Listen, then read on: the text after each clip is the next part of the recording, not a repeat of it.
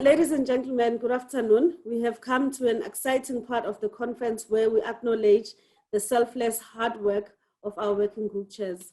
I would like to present this award as a token of appreciation from SAWEA for the dedication and, most importantly, volunteering their time and expertise for the good of the industry. Working group chairs have a very important role to play because most of the work that we do as an organization and that we put out there is actually done within the working groups, and the chairs dedicating their time to direct the work of the working groups is something that we really appreciate as a SAWEA office, and us giving this award is really a token of appreciation. First up, I would like to hand over the award to Mr. Janek Vinand. He is the chairperson of the Manufacturers and Local Content Working Group. Then we go to Mr. Kobas Peterse, who is chairperson of the Technical Working Group. Then Mr. Ben Brimble, he is the chairperson of the Policy and Markets Working Group. Then we've got Ms. Mamoso May, who is the chairperson of the Assets Working Group. Ms. Stephanie Cott, the chairperson of the Environmental Working Group. And lastly, in absentia, Ms. Nomzamo Landingwe, who is the chairperson of the Economic Development Working Group. I would like to thank the working group chairs, and as they hand over the baton to the next working group chairs, I would like for everyone who is going to take over this task of leading the working groups to take an example from these colleagues and continue the good work and carry us into the next year. Thank you very much. Hello everyone, I'm Ben Backwell, the CEO of the Global Wind Energy Council. I'm really honoured to present this inaugural award ceremony of the Revolutionaries Award, a programme created to celebrate and continue the legacy of GWEC's former General Secretary, Steve Sawyer. Many of you knew Steve, and he was a passionate participant in the wind industry here in South Africa. But for those who didn't, he was an environmental and climate activist who showed immense courage and commitment in campaigning to protect our planet and create a fairer world. He was also someone who very early on saw the potential of the wind energy industry to play a crucial role in mitigating dangerous climate change, and who worked tirelessly to expand our industry to all corners of the world. And he was a close friend and mentor. Steve sadly passed away in 2019, but his passion and commitment to climate action will continue to inspire us and drive us on. Steve's family decided to create this Revolutionaries Award along with GWEC, Greenpeace and REN21 in order to help continue Steve's mission in an area which he felt passionately about, which was supporting and mentoring the next generation of climate activists, thinkers and business leaders, particularly from developing countries and the global south. In this first year of the awards, we focused the programme on Africa, and it's a real pleasure to give the inaugural award to Wangari Muchiri. Wangari is a renewable energy professional from Kenya, currently based in Nairobi as a program manager for the NGO Hivos. Her work has focused on renewable energy innovation for off-grid and peri-urban communities. With a master's degree in engineering, specializing in energy planning and policy, her career has spanned wind and solar energy, green buildings, and sustainability. She sits on the board of the Kenya Green Building Society and was previously selected as an Obama Leader for Africa and as a participant in GWEC's Women in Wind Global Leadership Programme. On behalf of GWEC, one of the founding partners and a manager of this award, it is an honour to congratulate Wangari as the inaugural winner of the Revolutionaries Award. To help me congratulate Wangari on her achievement, we have received some special messages from the jury members and founding partners of this programme, Greenpeace International and REN21. Please take a look. Wangari, I would like to congratulate you on behalf of the whole Sawyer family on winning this award in Steve's name. Steve was a wind guy, but he was also a renewable energy guy more broadly. He was a campaigner for more than 40 years. He was an anti-nuclear campaigner. He was a campaigner against unbridled offshore oil and gas development. He was one of the leaders of the Choose Positive Energy campaign in the run-up to the Johannesburg Earth Summit in 2002. And after that, he became one of the founding members of the REN21 steering group.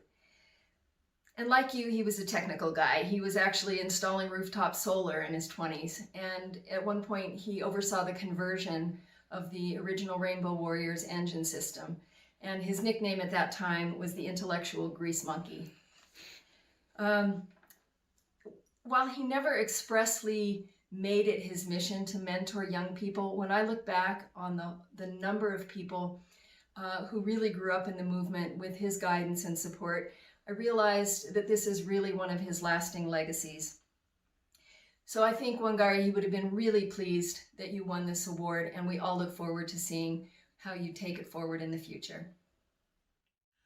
I want to say my heartfelt congratulations to Wangari Maathuri, the first ever winner of the Steve Sawyer Memorial Award.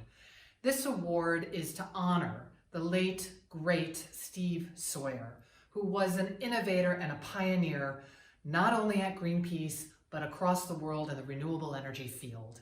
Wangari is going to continue on that legacy, and she is a tremendous leader in the renewable energy field, and I know that Steve would be so proud and so happy to see her get this award. Congratulations, Wangari.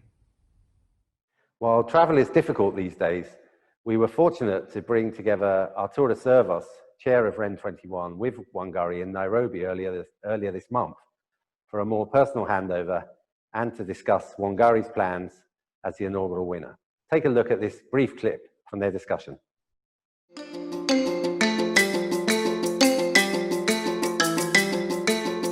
So, Wangari, I'm so pleased to have this opportunity. It's lovely to meet you at the Ross.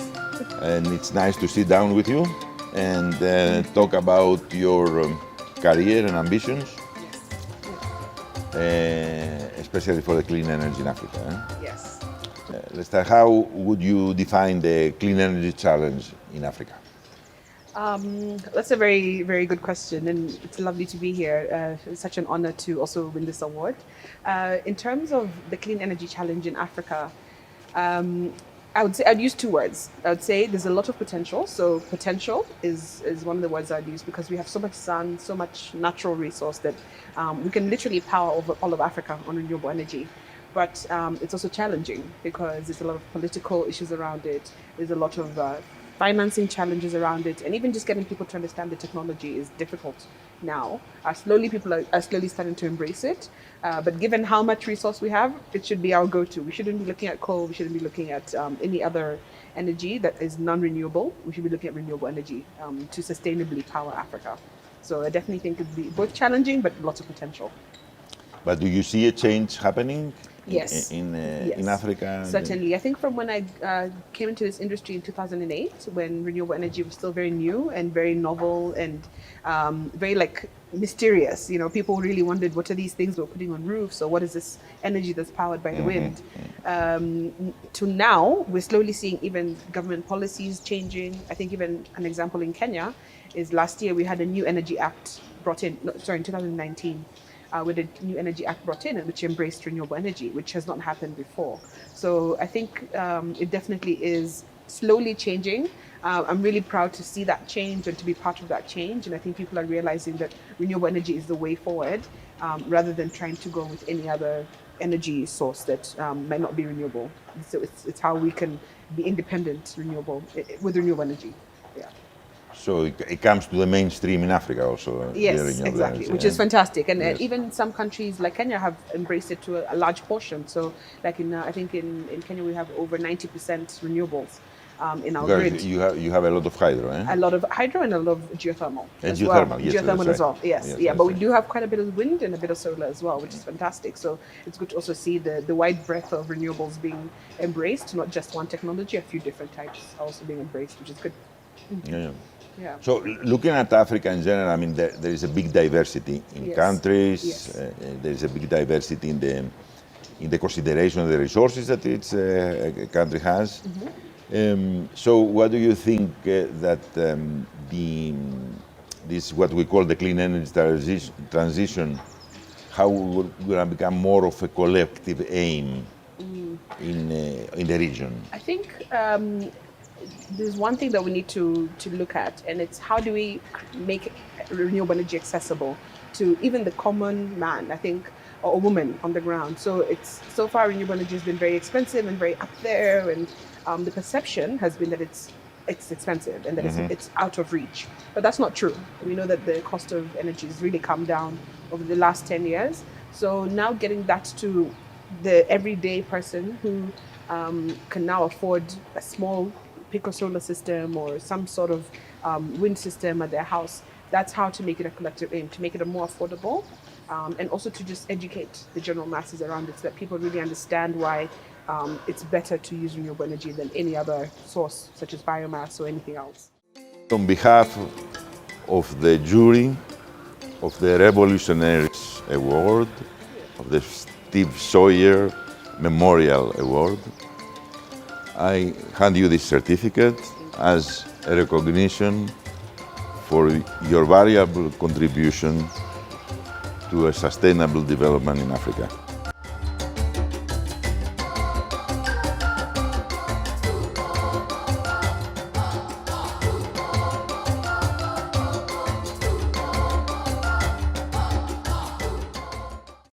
There is a full interview with Arturas and Wangari available on the GWEC website.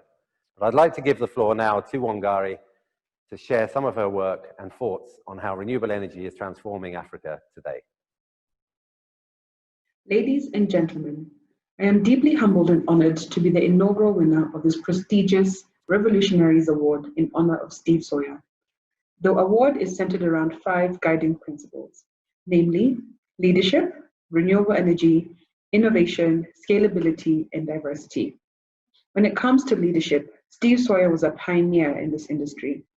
Under his leadership and guidance, the global wind installations grew from 74 gigawatts to 539 gigawatts.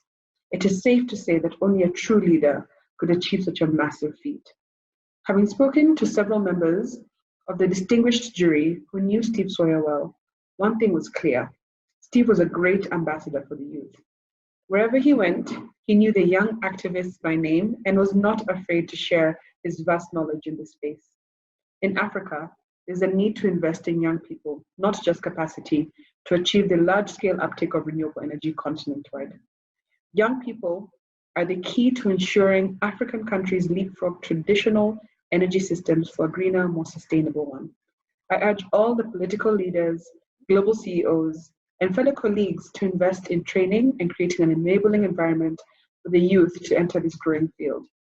As a young woman, my expertise in renewable energy has opened doors I could have never imagined, from ministerial conferences in Berlin to a global stage like this one at Windaba. Africa has a unique opportunity to leapfrog traditional energy systems in its development. This will only happen if the projects we bring on board are innovative, scalable, and diverse in their nature. These 3 qualities are some that Steve Sawyer held dear, and I do too. This award will enable me to shed light on various projects in Africa that will otherwise not be able to reach the global stage. The visibility this award brings is one that is out of reach for small off-grid communities that are indeed innovative, scalable, and diverse in their projects. Whether in clean cooking in Burkina Faso or blockchain swarm grid in Kajiado County in Kenya, I hope to be able to demonstrate the versatility and diversity of these projects. I also urge my fellow industry colleagues to invest in data harnessing and sharing in Africa. Steve Sawyer was quite meticulous about his facts and figures, as they helped in educating and lobbying for change. Data is one of the key enablers for change in this industry. We need to develop energy think tanks that will harness data from projects across the continent and feed these to investors, policymakers, and the wider public. While speaking to Kelly Rigg, Steve Sawyer's wife, she mentioned that he was not afraid to be bold and challenge the status quo. I urge us all to be more like him. Take bold decisions towards an 100% renewable energy future, to not be afraid to challenge the traditional systems, to put our money where our mouths are. The liberalization and decentralization of the African energy market is key to Africa leapfrogging the traditional energy systems. Let us create policies that eradicate energy monopolies. Let us collaborate to create projects that are are first of their kind, tailored for Africa by Africans. Let us create energy independence by using the abundant natural resource we have on the continent. To close, I would like to thank the distinguished jury members for selecting me for this award, the REN 21 team, the Greenpeace team, and the Global Wind Energy Council team. I'd also like to thank my fellow colleagues, friends, and family for their support thus far. I dedicate this award to Africa's youth, including my daughter Wanja, who was born on the day I found out I was the inaugural winner. Thank you. Thank you, Wangari, for this inspiring message on the clean energy challenge and potential in Africa. We're really excited about working with you and having you as our spokesperson for the energy transition over the coming year. The Revolutionaries Award will continue to highlight the work of clean energy pioneers and leaders in emerging markets around the world and show that renewable energy is really about the development of people and communities. In 2021, we'll continue this work with a focus on Latin America before moving on to Southeast Asia for the 2022 award. Once again, congratulations, Wangari. On behalf of the jury, we're confident that the dedication, innovation, and stewardship of renewable energy practitioners like you will continue to push the energy transition forward in Africa and beyond. Thank you, everyone.